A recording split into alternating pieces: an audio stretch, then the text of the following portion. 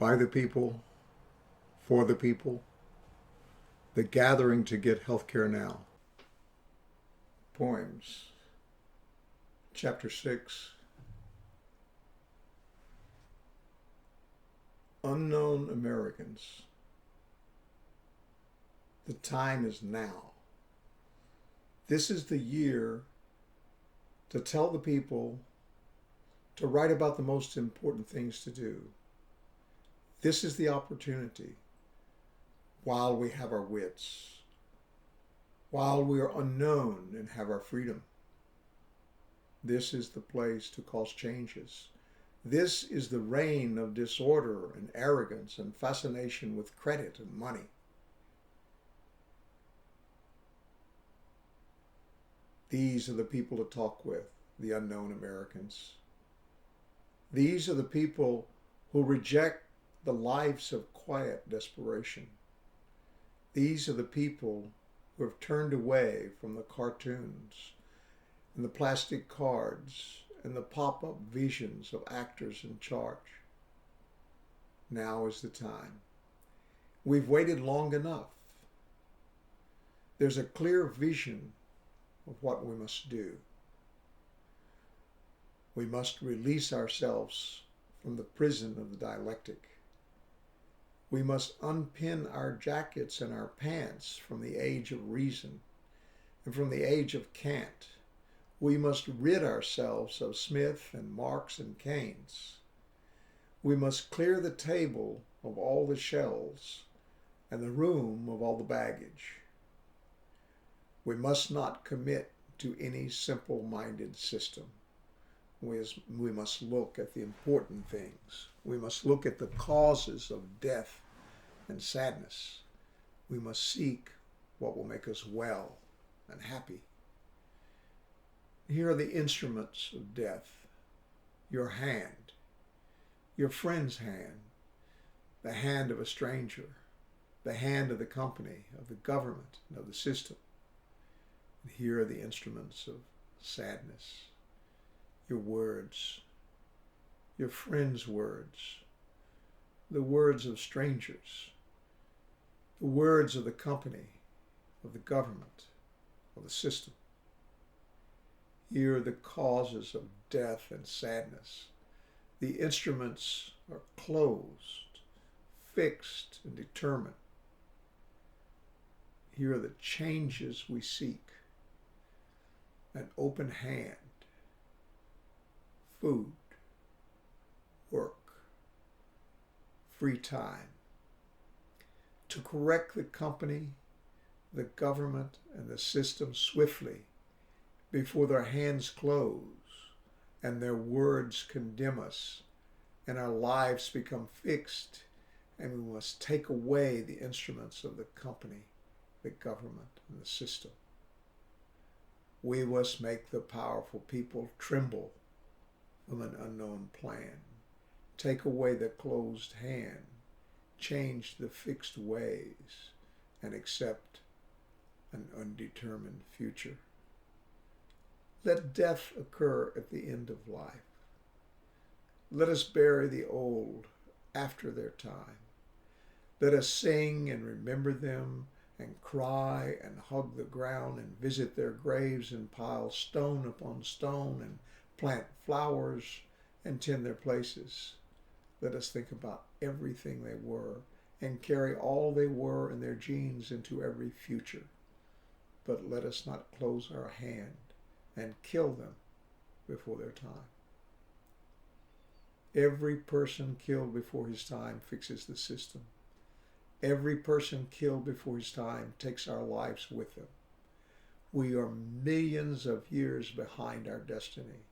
Our fists are wrapped around rocks and weapons, and we have killed and killed and killed until the flesh and bones of our would-be lives have become the fabric of our companies, of our governments, and of our systems. Now is the time to say no. Put down the rocks. Put down the sticks. Put down the knives. Put down the slings. Put down the bows. Put down the guns. Put down the missiles. Put down the bombs. There's no argument to make. There's no defense to take. Put them all down. It is all life that is cut too short. It is millions of years too late now. Let us put the weapons down. Let hunger and famine leave us. We have food from the earth not yet poisoned. We have food to feed all of us and to feed all the living things. We have credits in electronic storehouses in the names of those we've allowed to eat. Now let us collect all the names of every person on earth and store them in the electronic storehouses, and let us permit them to eat. Fuck the companies. Fuck the storehouse tenders. Fuck the reign of the past 2 million years. We can, all of us, have permission to eat. No man needs stand up because he fed the starving and say he gave his life for his brothers. That life too was shortened and robs us of our future. It feeds the system. It closes hands and freezes the ways of the company and the government and the system. Every person that breathes works. That's the value we will record in the electronic storehouses. Let us deal with work.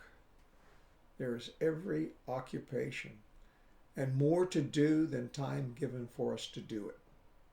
We must see work as what people do rather than what we need for them to do for the companies, the government, and the system. We are the means to nothing. We are no one's instrument. Work is from the beginning until the end of life. It's not related to whether you eat. It's listening to sounds from within the womb. It's watching and listening to your parents from the crib. It's kicking your legs and arms and crying and cooing. It's pulling yourself up on chairs and crawling from room to room. It's stacking blocks. It's laughing when you're thrown into the air and caught. It's coloring on walls and scribbling on paper. It's saying rhymes and writing letters. It's adding and subtracting numbers. It's washing dishes and clothes. It's playing ball and dancing. It's writing sentences and paragraphs. It's reading books and writing papers. It's performing and talking and showing off. It's courting and falling in love. It's helping your family and your friends and your neighbors to eat and to be well. It is music and art and science. It's your time. It's not another's time. It's your life. It's not another's life. You're not an instrument of another. Work's not lacking anywhere. The companies are lacking. The governments are lacking. The systems are lacking. Work is abundant. It's whatever you do. Let all of us break the timepieces. Break the connection between the rhythm of life and the assignments given by the instrument tenders. Listen to your body. Open your windows and let the sun and the wind stream across your face. Awake and do the hardest things first. And when you're tired, rest. And when the night comes, make love and sleep and forget whatever happened that day, whether or not it was sad. Laugh when people tell you the hour of the day. Hug them and tell them about the sunlight and the wind. Tell them to stay home when it rains. Tell them to listen to their bodies. Tell them their work is what they do. Tell them you broke your watch. Offer to break their watch and laugh. When you were a child, remember how your father threw you into the air and you were afraid of falling and you gasped and you tried to cry, but when he caught you, you laughed. You did not die. Instead, you laughed. Now your laughter is the measure of time on earth. When you laugh, you know you have not died. You have survived. You know that someone will die. Someday you will die. But today you have survived. Laughter will cure you. It will free the most determined things. It will open every hand. It will push aside every wall. It is the last of everything we really need: life, food, work, free time, and laughter.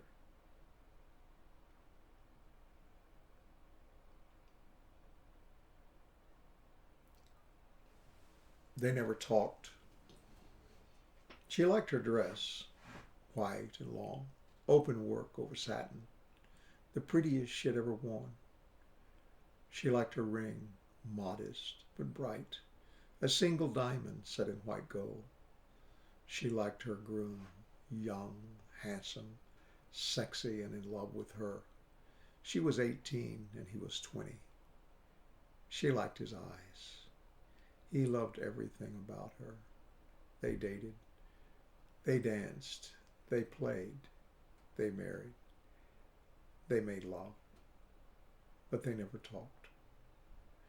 They rented an apartment, modest but nice. They both worked.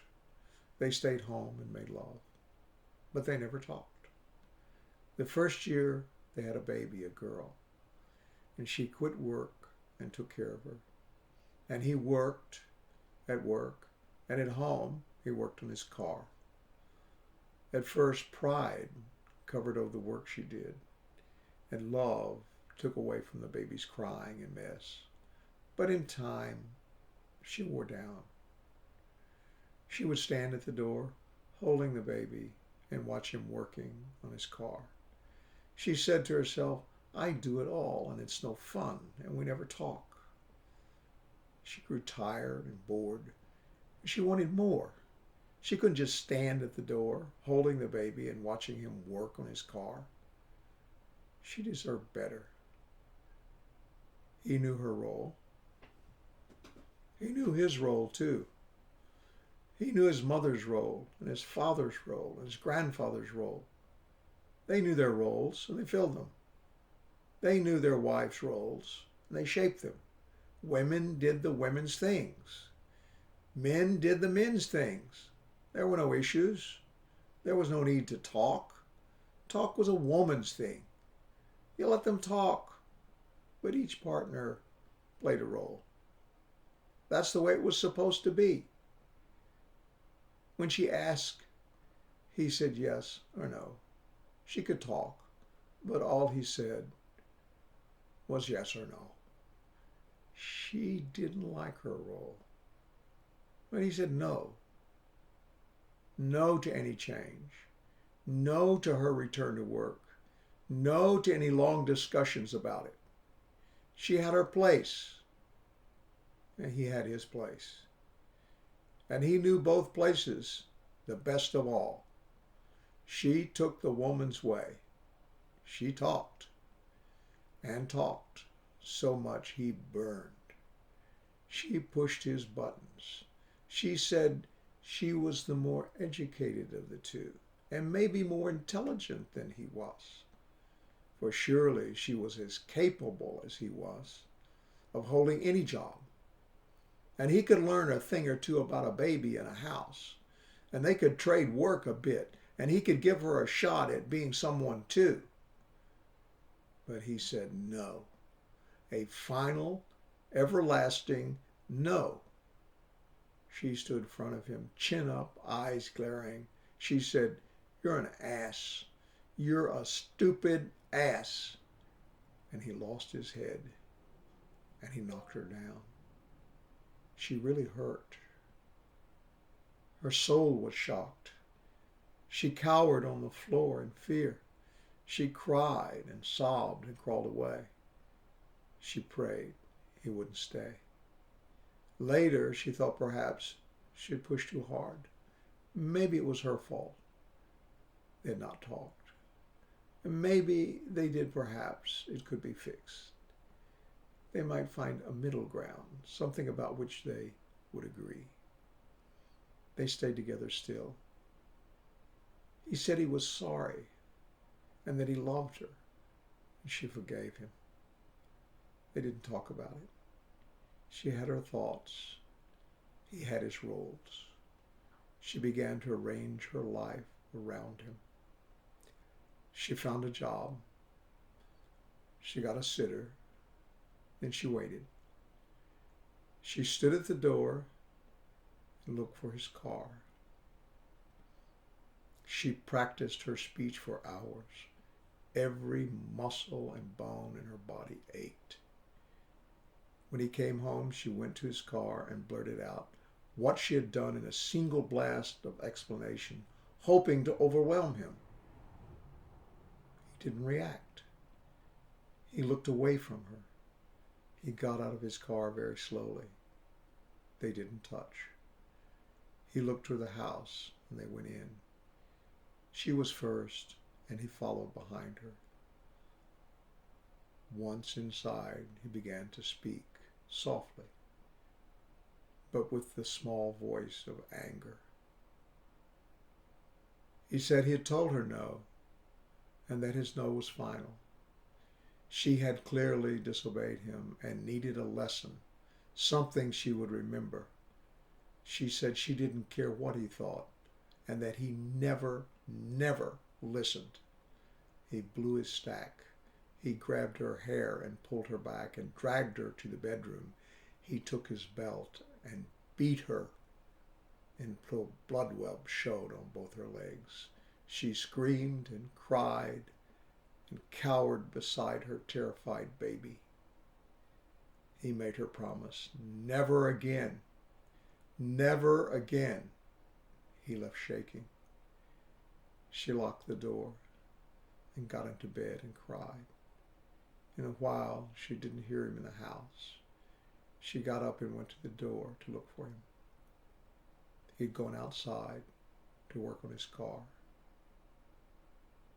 She stood at the door and watched as he jacked up the front end of his car and pulled the wheels. As he got his tools and crawled under the engine, she watched him, and she thought of sweet revenge.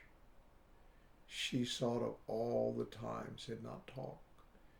She thought of all the years to come, the years in which they would never talk. Her baby cried. She turned and went inside and held her very tightly. She laid the baby down and sat beside her quietly. As the baby slept, she wept and thought of all the words she had kept. She thought of how the car jack could be made to fall.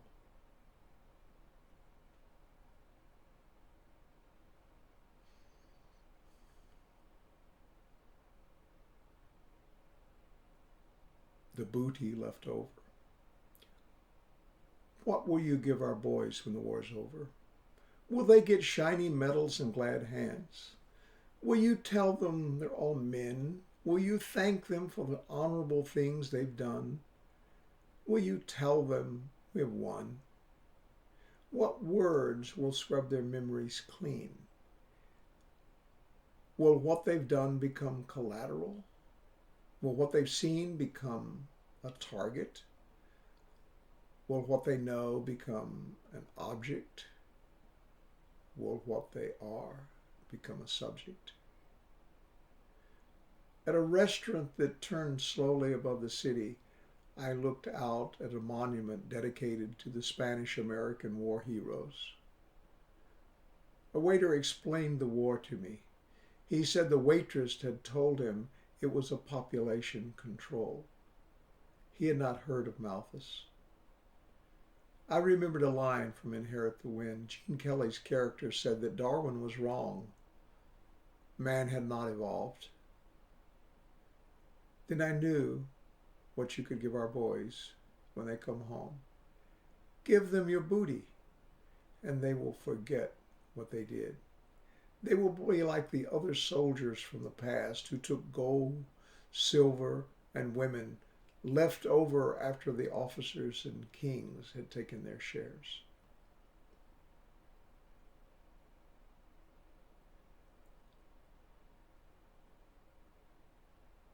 Defense. We have chained the lions and caged the tigers and avoided the sharks. Yet they're not our enemies. They would only eat us, and not all of us, only the weak. One big bald Homo sapien will eat more of us than all the lions and tigers and sharks we let loose.